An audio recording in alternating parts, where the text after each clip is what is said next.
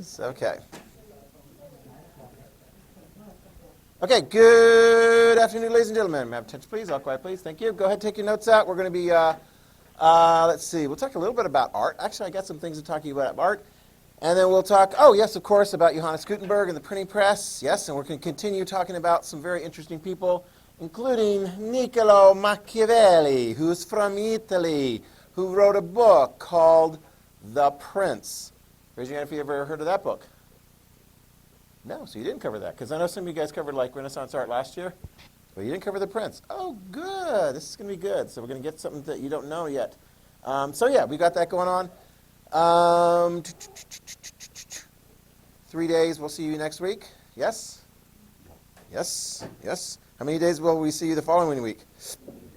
Wow, really? Fine. You guys up for break? I am. Yep, I am. Okay, so, yeah, actually, I was sharing with the other class this because I noticed that somebody was doodling. Any of you guys doodlers? Any of you doodlers? Some of you guys are like straight, you know, write it on down and so forth. Some people like to doodle and so forth. And I always tell students, like, you know, as long as you're like not just doing art, if you're taking notes and sometimes doodling and so forth, it probably worked out more in previous times when I wasn't so rushed. But I had this one student, this would have been like 11 years ago. He was an exchange student from Thailand. And it was a different note packet, but we were covering like the Middle Ages in that particular history class. And we were doing like China and stuff, and he was doodling. I'll walk around so you can see. He was doodling, and he's quite a doodler.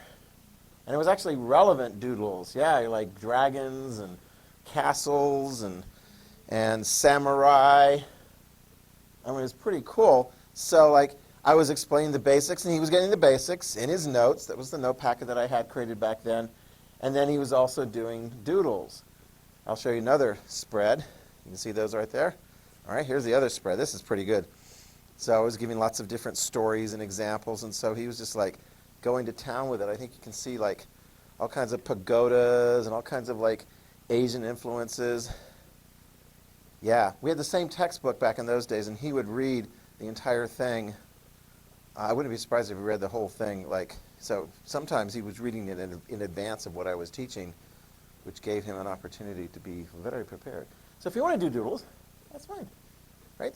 Some of you guys are doing like art kind of stuff. The last pages in his packet are a little bit more rushed. I think I was in a hurry to wrap up that particular unit, so we didn't get near as much in there. So that's kind of cool, yeah.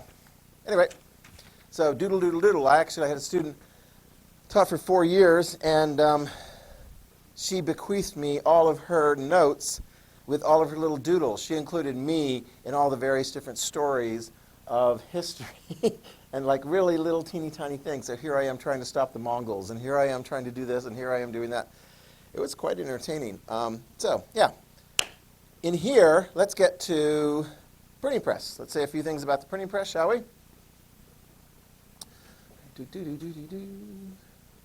And I forgot, this picture actually is very helpful in explaining that. I forgot that was one of the reasons I picked this out. So this guy over here, he's got all these different boxes, and what is he pulling out of the boxes? Yes? The little letters, the movable type, the little letters on metal. And then he's pressing them into the thing. I don't think you can really see, but you're pressing them into the I don't know what you'd call it, but like the frame. And then here's the guy with the with the ink, so putting it on there, and then that's placed in here face down, and there's the guy putting the press on the paper, and there's the stack of papers. Impressive. What I want you to know, write this down, in addition to the fact that there were, 20 million books published, copies of books, I should say, published, in the 50 years thereafter. And that was a lot more than had been done by the handwriting method. And this is very, very significant because, I mean, can you imagine now how easy it is compared to before 1450? How easy it is now to have books published. and information printed and distributed. When I have more time, I would have, like in the past, I would have students make predictions as we go through these various different people like Leonardo and Michelangelo and so forth, how important they are in history. And there was a survey done about 20 years ago from, I think it was the Biography channel. And they got a whole bunch of people together and so forth and voted, some of the viewers and some experts and so forth, on who were the most influential people over the last 1,000 years. So you look at all the different people over the last 1,000 years. Michelangelo and Leonardo, they definitely figured in there. They were both in like the top 25. Although some of the people are like, oh, come on, artists, are they that important? Gutenberg made the list. You can even write this down. According to that survey, you can agree or disagree, according to that survey, he was listed as number 1 most influential person in the last 1,000 years. From like the year 1000 to the year 2000. Number 1. Why do you suppose, take a volunteer, raise your hand, why do you suppose that the voters rated him and his printing press as number 1? Gives you a little bit of a sense of why, like, I'm stressing this so much. Why? It's just an invention. Yeah? Because we can do what? We're still, we're able to communicate, and we're still able to print things, but we're able to do what? A lot more. That's the thing. It's sort of like exponential. To give you a little bit of an idea, when I was your age, there was no internet. Oh my gosh. There was a phone, actually several phones in our house. We had one line of communication, and my sister, one of my 5 sisters, usually answered the phone because it was usually for one of them. And then we had the internet and smartphones. What has happened to communication since the invention of those types of things? It's crazy. It's just huge. Is there anything that's going to be invented in your lifetime that will make your childhood seem really old-fashioned? Any idea? I don't know. What would be an invention that would just sort of change things dramatically? What do you think? Flying cars. We finally get flying cars. There are flying cars and so forth, and hopefully the flying cars don't crash into each other. Maybe we'll get like automated cars so people don't have to be like, what? So we'll get a safe automated car. But as far as communication, write this down. The number of books and pamphlets and so forth that are being produced and distributed is just exponential after that point. It's like today, it's easy for you to sit at home and do a research project. I would have to get into a car and go to a public library in order to get that done. I could get some done because my dad had like a set of encyclopedias, yay. But otherwise, I didn't have an internet to go onto. I had to go to the library and go to a card catalog. Have you ever been through one of those? It's like this whole shelf after shelf of little cards, and you'd flip through them to find books that are relevant to the topic that you're researching. Oh my gosh. If you want to look up something get on the internet, type Google in or type in whatever your search term is, boom, boom, boom, boom, boom, all kinds of stuff comes up. Well, in your notes, make sure you put this down. There's so much more information now available to the people living in Europe after 1450, and it gets ideas being spread around and discussions being spread around. A lot of the things initially that were being printed were in, let's see, Becca, what was the main language? Latin. Okay, that was the main language of discourse. Eventually, give it another 50, 100 years or so, you're going to start seeing lots of things printed in English in England, German in Germany, Italian in the Italian areas, French and Spanish, and so forth. And more people are going to be able to learn to read and write because it's like, wow, now we got more books and so forth. Tell me how to read and write. Don't just tell me what the news is. I want to know for myself. Write down the kinds of things that are going to be printed. Religion, obviously we identified that. And not just copies of the Bible. Yes, you're going to get more people getting copies of the Bible so they can actually go, wow, I think I want to learn how to read so I can read it for myself. Rather than have somebody read it to me. And a lot of people, average people, didn't know Latin. So if you went to a religious service and somebody's reading to you from the Bible in Latin, you're like, I don't know what they're saying. So, I mean, if you get something ultimately like written in your own language of the Bible and so forth, then you can understand perhaps a little bit more of what's going on. See how this goes forward, because in the space of, 100 years after the printing press, we're going to see lots and lots and lots of things printed and lots of discussions, particularly in the area of religion. It's coming up. The Reformation is coming up.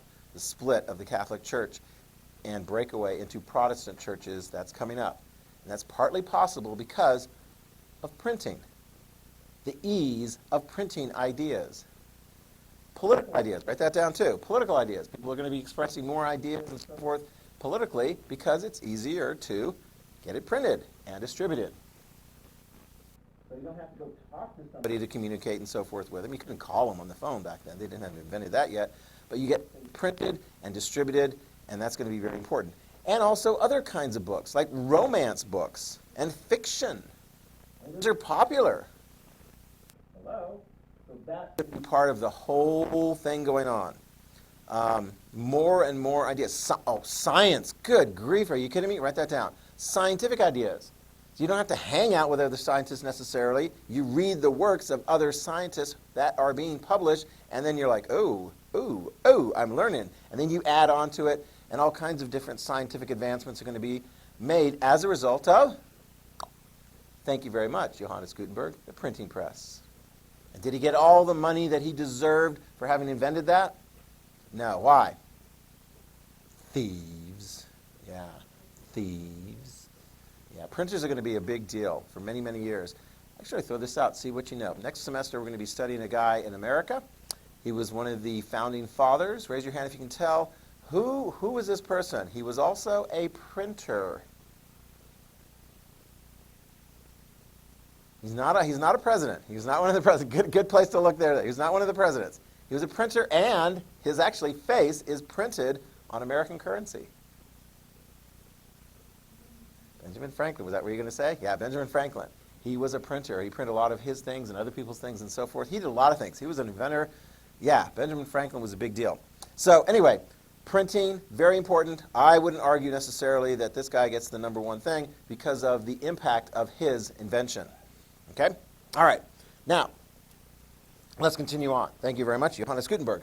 Let's talk about one of the authors who wrote a book during the time of the Renaissance. His name, write it down in your notes, is Nicolo Machiavelli. There you go. You can see it up there. You can see it also in the handout. We're going to talk about Nicolo Machiavelli.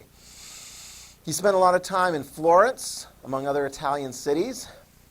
He wrote his book and had it published in 1513. So if he had it published in 1513, could it be published using the printing press? So therefore, is he going to be able to have it more widely distributed than if it was just done, say, 100 years earlier?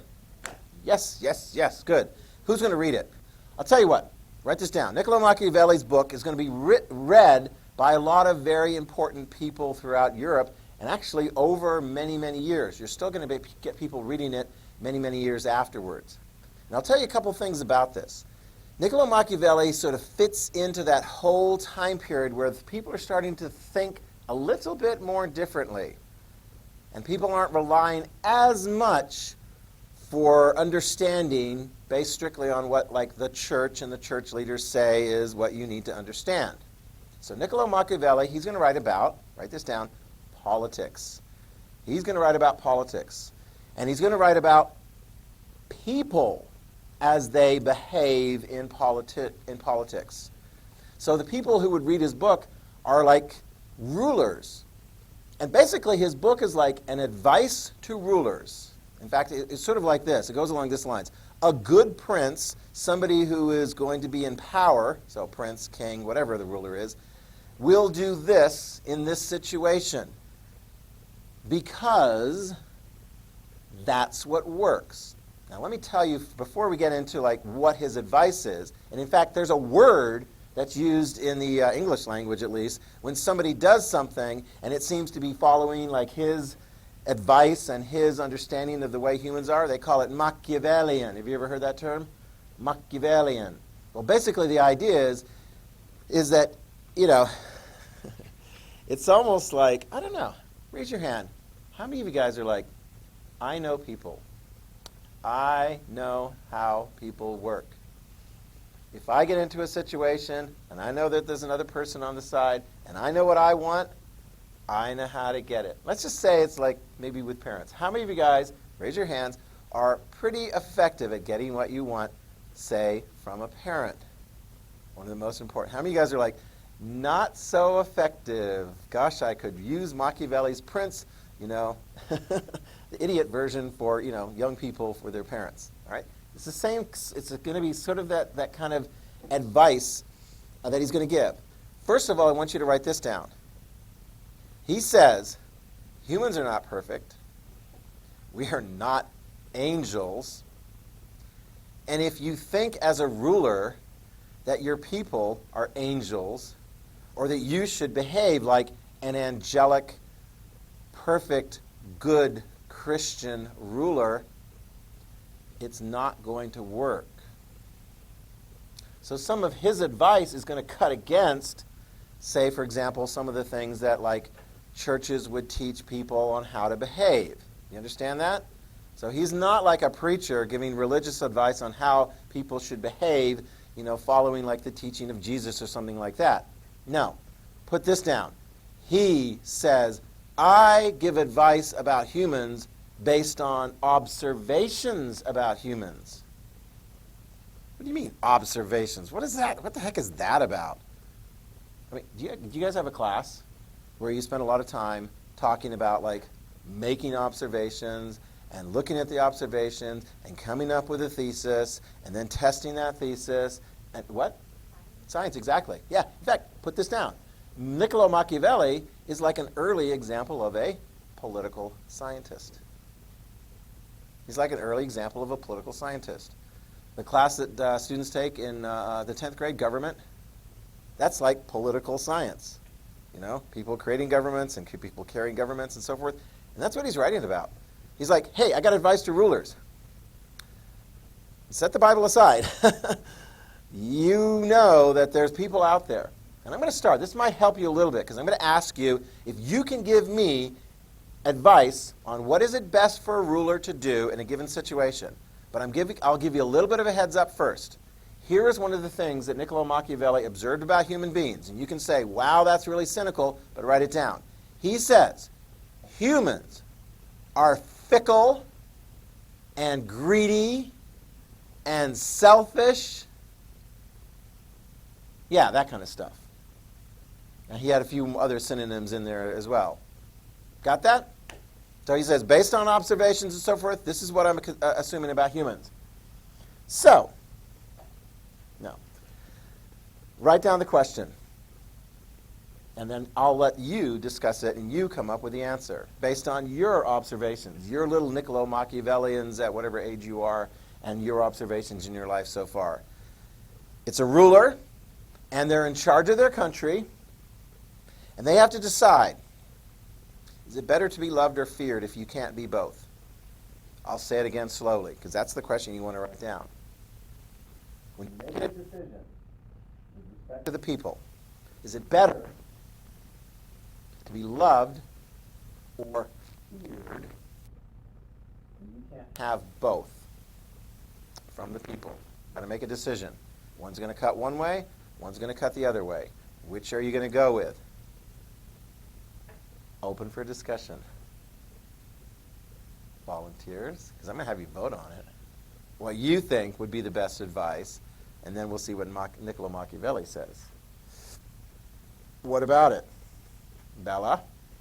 You're the ruler. You're the prince or princess or whatever royal title you want to have. You've got to make a difficult decision. It's going to affect the people.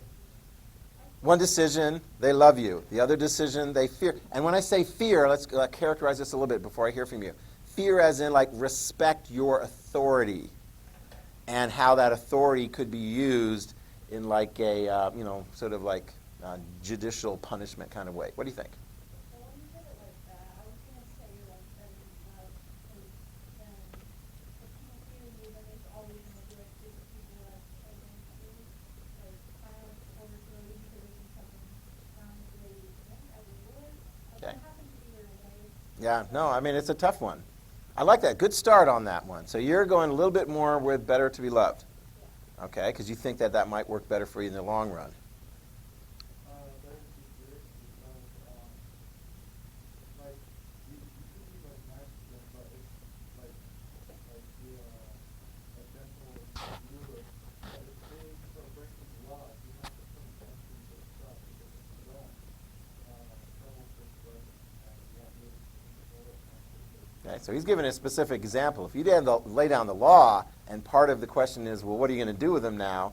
If you don't punish them, maybe they'll love you more. But if you do punish them, maybe they'll fear, maybe not like you as much, but they may fear the consequence.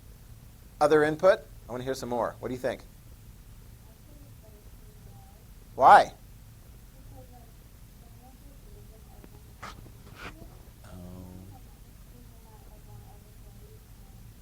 Like you're saying, so if a lot of people hate you, they might want to overthrow you.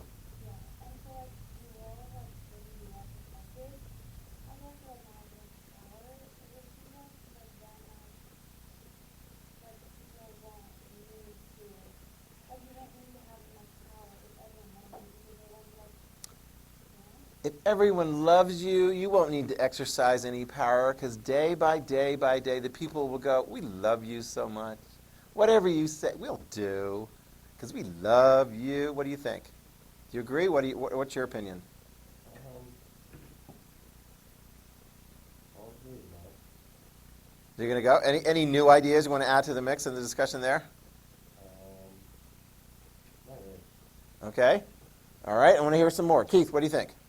Loved or feared? I think that it's better to be feared. Why? It's because, pretty much like Jack said, if people get too comfortable with you when you start giving out orders and telling them things, they aren't really going to follow you because they're pretty much going to be like, hey, we thought that you were super nice and calm. What's all this about? Okay. We're starting to get a split here. Yes?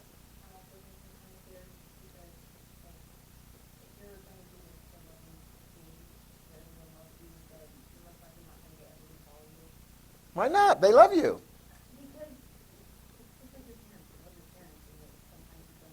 You don't? Raise your hand if you love your parents. Keep your hands up if you sometimes disobey them. Oh, yeah, you're like, oh, my hand is up. I'm trying to hide. Exactly your point, huh?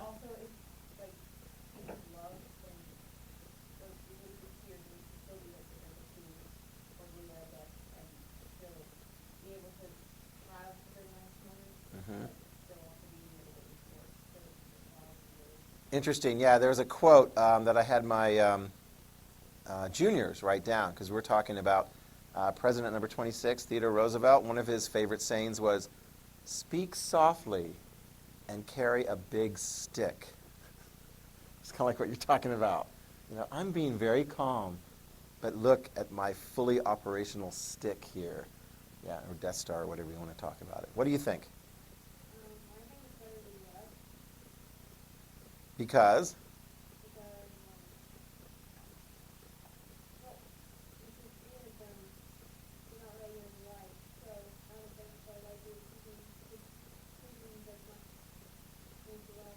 So they're not going to like you? So they're going to be more disobedient? Are they going to be more disobedient, you think? Or less disobedient? You think they're going to be more disobedient? Yes? Okay.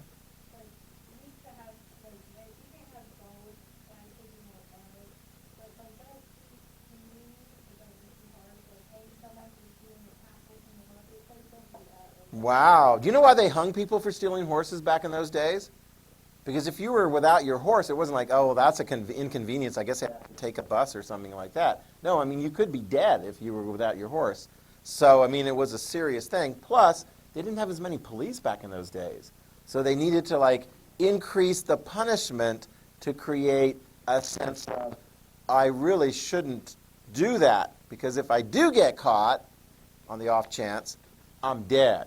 Right? But nowadays we have more police, and so maybe you don't have to punish as much. And people can go without a horse, I suppose. Anybody else want to chime in on this one? All right, let's take a vote. Raise your hand. You have to pick one. Raise your hand if you would say, if you can't have both, it's better to be loved. 1, 2, 3, 4, 5, 6, 7, 8. Raise your hand if it's better to be feared. 1, 2, did you raise it? 3, 4, 5. Pretty close. All right? What do you think Machiavelli's going to say? Raise your hand if you think Machiavelli would go, because you guys are doing the same observation too, right? He's like, this is the way I see people, and you guys are like, this is the way I see people, right? And there's a difference of opinion. You guys got a lot of the good arguments out there that can be made. So that was good discussion. But what about Machiavelli? Do you think he might see it a little differently? How many of you guys think he's going to go, yep, loved? Raise your hand if you think Machiavelli says loved is the most important thing. Okay? You're like, me and Machiavelli, we're like this. We know people. Some of you guys didn't raise your hand, though, for Machiavelli. You didn't raise your hand for Machiavelli saying that. Why not? You said it's better to be loved than feared, right? Why don't you think Machiavelli agrees with you?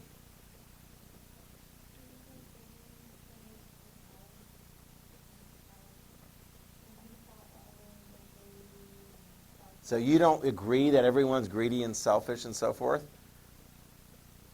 As much as maybe Machiavelli? That's an interesting thing, because depending on how you view humanity, it might tie into in your understanding of it. Okay? Machiavelli, you ready? Write this down. Machiavelli said, it is better to be feared than loved if you can't have both. All right? So his observation would align with the 5 of you that said feared rather than loved. It's best if you have both, because if you're the ruler, and their big thing was, if they're the ruler, you need people to cooperate with you and obey you and help things out in your country. So he says, yeah, it's good if people are loving you, because then there's like, yeah, do this, and they're like, yeah, whatever you say, man, boom, we're with you. But he also said it's very important because in his mind, people are fickle, selfish, and they don't necessarily want to always follow the king's or the ruler's advice. So that's where he said the fear needs to come in. Fear of what? As you guys pointed out, fear of negative consequences for failure to follow through on the rules. That's where he came through. He's a little bit more cynical. I don't know. You go through your life and you have people underneath your... How many of you guys have ever had like responsibility over like younger siblings or babysat or things like that? What do? Do you tell them... Because you said love is better. So what's your advice? And tell me about the little kids.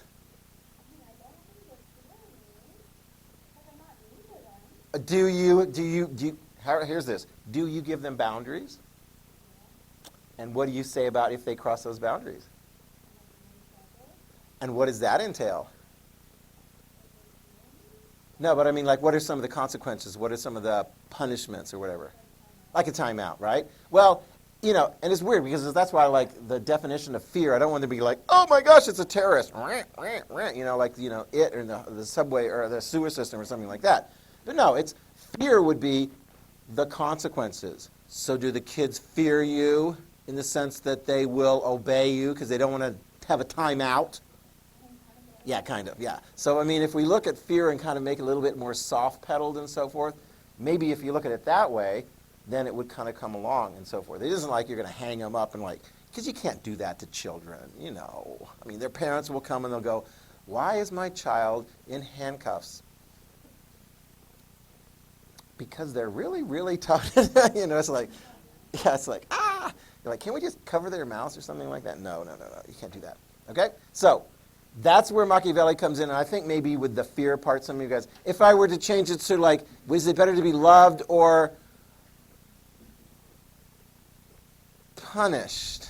I don't know. That might help a little bit. What do you think? Yeah. So, all right, next scenario. You ready? I got 2 more scenarios from Machiavelli. Let's see if you can chime in on your understanding of human beings. Okay? Here is a ruler that is going to do something that is going to make the people happy. He's going to make them love him or her even more. All right, ready? So he's going to give, let's say, we'll quantify it. A good. Let's say it is equal to the number 10. A good thing. Question. Should the king distribute that all at once or spread it out? Which is going to give that ruler the best love impact? Your opinions. Let me call, anybody want to chime in first on that one? All right, Vinny, what about it? You've got something really good to give to your peeps. All at once or spread it out? I feel like people would love you more if you did it all at once, but I think you could do it Explain your thinking. because then they'll be happy that they have everything good all at once Mm-hmm. instead of being patient and waiting, which is what they should do. Instead of giving it But we're not talking about what they should do. We're talking about Machiavelli, the way people really are. As you understand it, which is going to give you the best as the ruler? as a ruler. Yeah, you're the ruler. You want people to love you. You're going to give them something good. I want people to love me. I'm going to give it all at once. You want to say all at once? What do you say?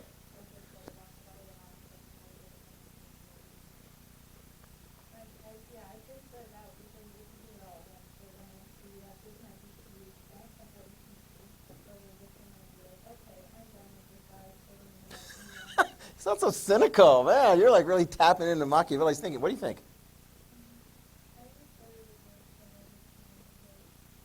if you do it all in one all at once, if you think the way you don't want that in time, Oh, so okay. Certain else is case, number one is, you give them, like, let's say, $1,000 right away, like the person. They're gonna expect you to give them, like, if they do something good again, they're gonna expect you to give them more $1,000. They're so cynical. Vinny, you're giving them all at once. Are they going to be happy with it? And they're not going to keep coming back to you and hounding you and begging you for more, are they? Because they'll have everything. And people are good. They're satisfied. Because you'll tell them, I gave you everything all at once. Don't keep coming back for more. I got no more.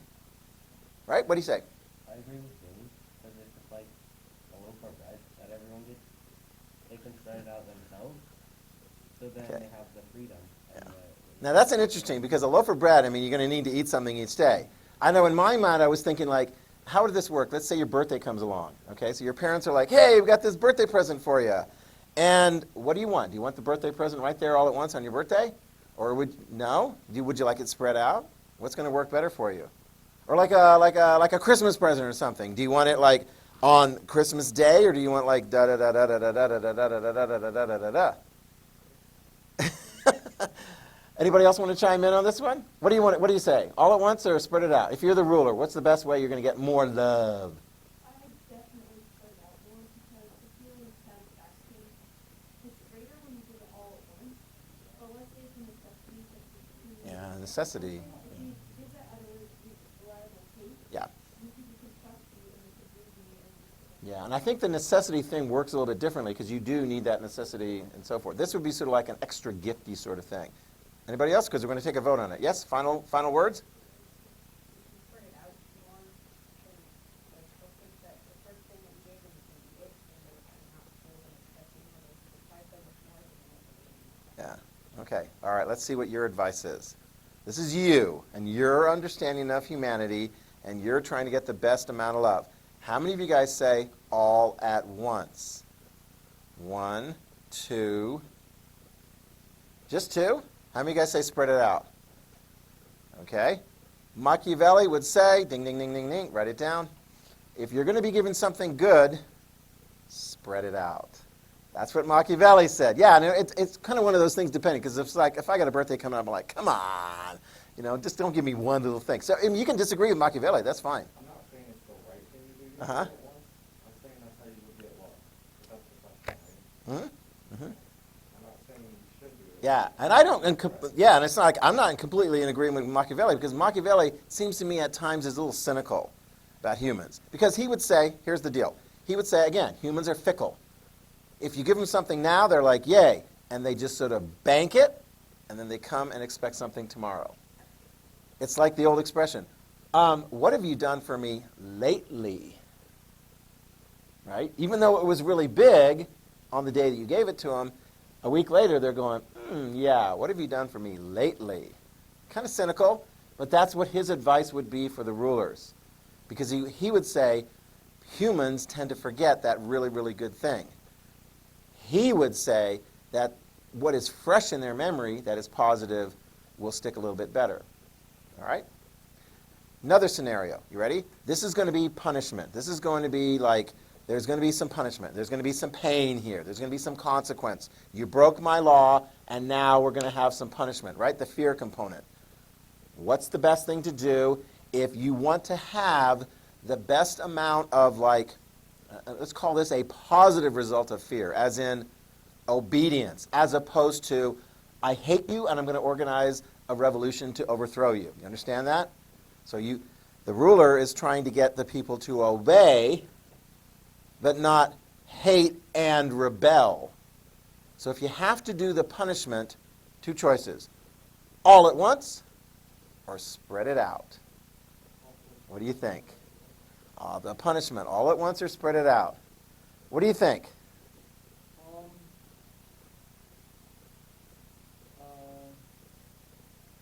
And spread it out, not like the same amount of force each time. You understand that? So it's like the quantifiable measurement of the punishment is the same whether it's all at once or if you spread it out, it will be the same. Okay? I'd say spread it out because, like, every day, like, you would get the punishment, and then the next day you would, like, not want the punishment even more, so it works even better. Okay, so what's that person thinking at the end of a week of getting punished over and over and over again? They're tired of it. They're tired of it, so maybe there's going to be a good amount of obedience there. What do you think? It's like you're in prison for as long as you are in prison. Okay? Or you die in prison. Okay? Like, if you're being punished every single day, spread out, then it's going to be more reasonable and more enforced, basically, than it is if you're prison out. Okay? What do you think, Addie? What's a better system in order to get somebody to be obedient but not hate and revolt against you? All at once, the punishment, or spread it out? You say spread it out? Why?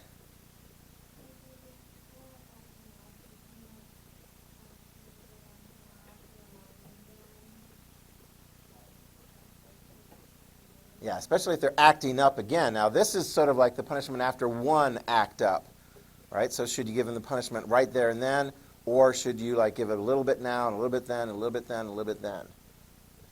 What do you say? I think it's like better to do it all at once, because then there's going to get like a big punishment for the next year, and then And then what are they thinking the next day?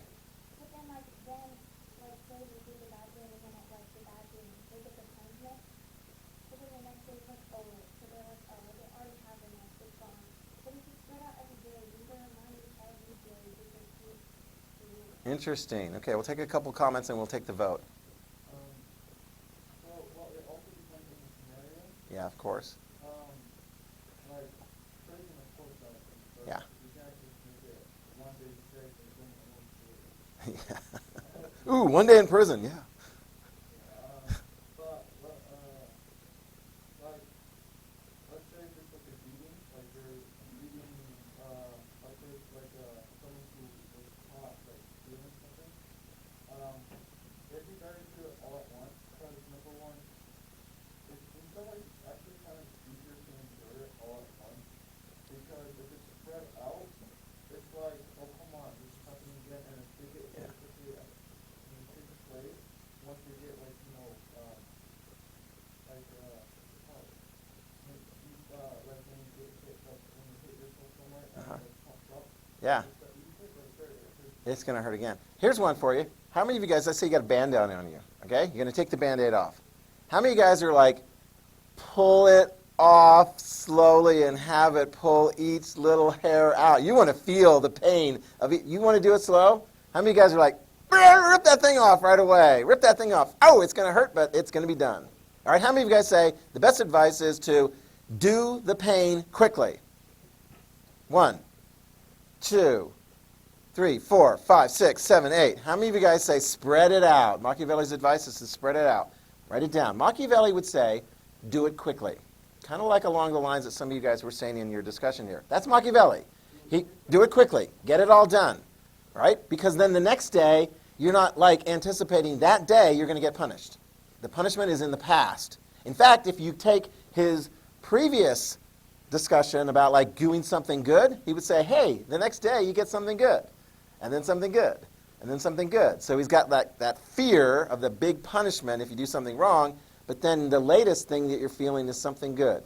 So sometimes parents say, look, I got to discipline my child, they're going to get punished, but the next day they're going to be rehabilitated. We're going to move forward in this.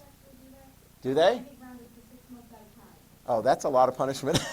Give them a copy of Machiavelli. Say, oh, hey, Machiavelli says, a lot of right now, but then be nice to me the next day. Rehabilitation and stuff like that.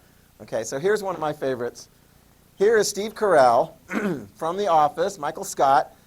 Would I rather be feared or loved? I'm easy, both. I want people to be afraid of how much they love me. How many of you guys have ever seen The Office? Okay, I love that show, right? So here's the deal.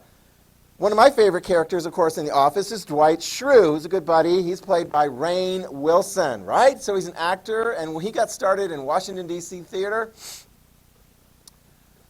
in a play with my mom.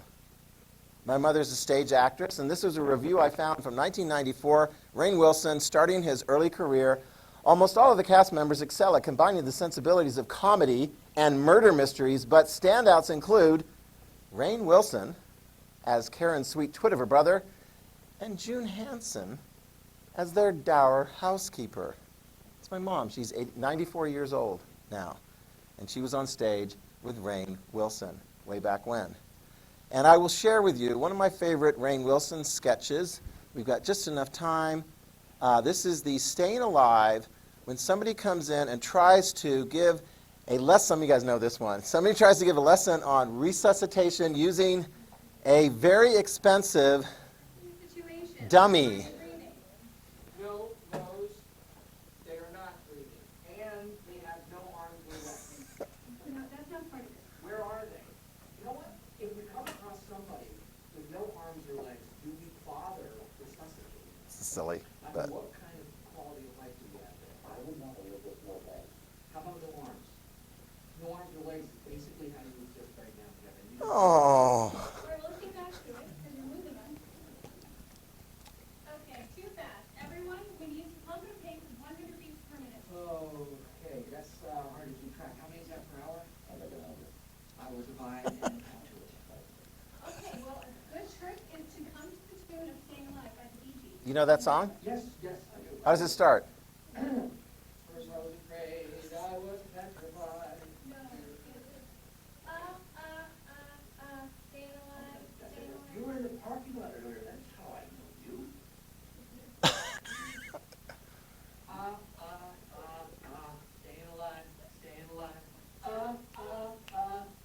Staying alive, staying alive. Staying alive, staying alive.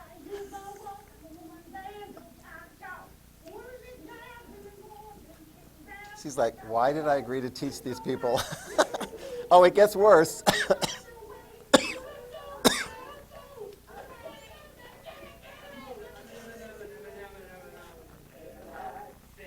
Oh, there's Dwight.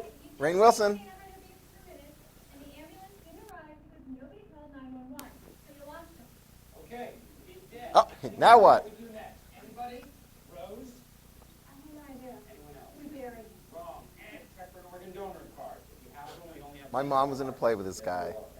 He is an organ donor. He is. Give me some lights for this guy with no butt.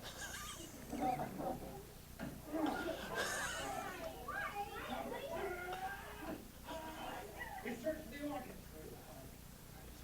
I'm not feeling well. Okay. You can wipe down your desks.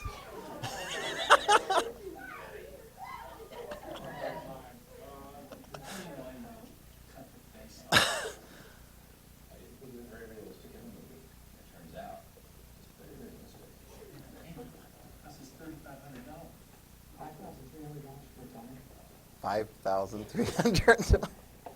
This is why we start with the gun and the United States, not really loans, There you go.